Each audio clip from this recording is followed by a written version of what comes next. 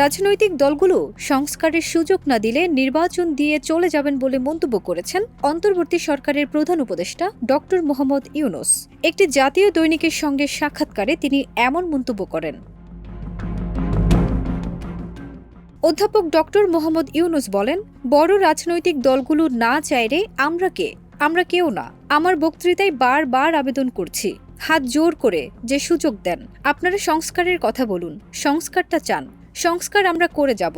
মতামতের দরকার নেই আমরা তো এমনটা বলছি না। আবেদন করছি রাজনৈতিক দলগুলোকে যে আপনারা সংস্কার করার সুযোগ দেন। ওরা সুযোগ না দিলে আমরা নির্বাচন দিয়ে চলে যাব। নির্বাচন দিতে গেলেও জনপ্রশাসন ও ভালো পুলিশ দরকার। সেটি নিয়ে অন্তর্বর্তী সরকারের প্রস্তুতি কেমন? এই প্রশ্নের জবাবে তিনি বলেন, চেষ্টা করছি আর কি। যা যা করতে হয় সেগুলো জোড়াতালি দিয়ে চালাতে হবে। আমরা তো আর নতুন পুলিশ আনতে পারবো না। এ পুরনো পুলিশকেই জোড়াতালি দিয়ে চালাতে হবে। আমলাতন্ত্রকে নিয়ে জোড়াতালি দিয়ে চালাতে হবে। সে জোড়াতালি দিতে গেলে দেওয়ার সময় আমরা ভুল ভ্রান্তি করব, ভুল বুঝবো, সেটাও হতে পারে। এর মধ্যেই অন্তর্বর্তী সরকারের সবাই চেষ্টা করে যাচ্ছে। ফারজানা নিকিতা, দেশ রূপান্তর।